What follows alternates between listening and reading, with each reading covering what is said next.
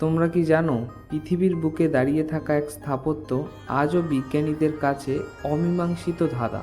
হাজার হাজার বছর আগে বিদ্যুৎ, ক্রেন কিংবা আধুনিক প্রযুক্তি ছাড়া মানুষ কিভাবে তৈরি করলো এমন কিছু যা সময়ের পরীক্ষায় আজও অটল দাঁড়িয়ে আছে। এগুলো শুধু রাজাদের সমাধি নয়, বরং এক অনন্ত রহস্যের ভাণ্ডার। চলো আমরা ফিরে যাই সেই প্রাচীন মিশরের বুকে, পিরামিডের রহস্যময় গল্পে।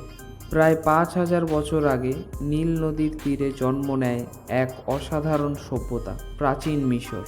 এখানে রাজা ছিলেন ফেরাউন, যাকে মানুষ ঈশ্বরের প্রতিনিধি মনে করত। মিশরীয়রা বিশ্বাস করত মৃত্যুর পর আত্মা আবার জীবিত হয়, আর সেই আত্মাকে চিরস্থায়ী বাসস্থান দিতে হবে। এই বিশ্বাস থেকেই শুরু হয় পিরামিডের তৈরির যুগ। গিজার গ্রেট পিরামিড প্রাচীন বিশ্বের ৭ আশ্চর্যের একমাত্র জীবন্ত নিদর্শন। এটি তৈরি হয় খ্রিস্টপূর্বে ২৫৬০ সালের দিকে ফেরাউন কুফুর জন্য। উচ্চতা ছিল প্রায় ১৪৮ মিটার, যা হাজার বছর ধরে পৃথিবীর সবচেয়ে উঁচু স্থাপত্য ছিল। এতে ব্যবহার হয়েছে প্রায় ২৩ লক্ষ চুনাপাথরের ব্লক, প্রতিটির ওজন ২ থেকে ৩০ টন। সবচেয়ে বড় প্রশ্ন, তখনকার দিনে কিভাবে এত বিশাল পাথর একের পর এক নিখুঁতভাবে বসানো হলো? প্রচলিত ধারণা হলো হাজার হাজার শ্রমিক কাঠের স্লেজ ও ঢালু রাস্তা ব্যবহার করে পাথর টানা হতো। কিন্তু গবেষকরা বলেছেন কিছু দিক এত নিখুঁতভাবে দিক নির্দেশিত যে তা আধুনিক প্রযুক্তি ছাড়া সম্ভব নয়। কেউ মনে করে মিশরীয়রা হয়তো অজানা কোনো প্রযুক্তি জানত, আবার কেউ বলেন এটি ভিম গ্রহবাসীদের কাজ। পিরামিডের ভেতরে রয়েছে লুকানো অসংখ্য কক্ষ, যার কিছু আজও খোলা হয়নি। ভেতরের তাপমাত্রা সবসময় প্রায় ২০ ডিগ্রি সেলসিয়াস, বাইরে যতই গরম হোক না কেন।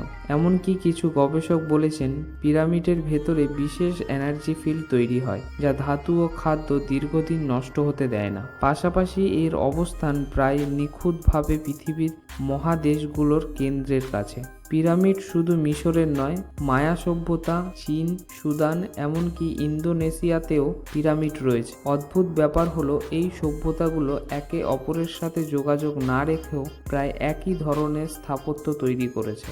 তাহলে কি এর পেছনে কোনো হারানো বৈশ্বিক জ্ঞান ছিল? পিরামিড শুধু পাথরের স্তূপ নয়, হয়তো এক অনন্ত ধাঁধা, যা হয়তো মানব সভ্যতার হারানো অতীতের চাবি। তোমার কি মনে হয়, এগুলো কি মানুষের অবিশ্বাস্য পরিশ্রমের ফল, নাকি সত্যি কোনো হারানো প্রযুক্তি বা ভিম গ্রহবাসীদের উপহার?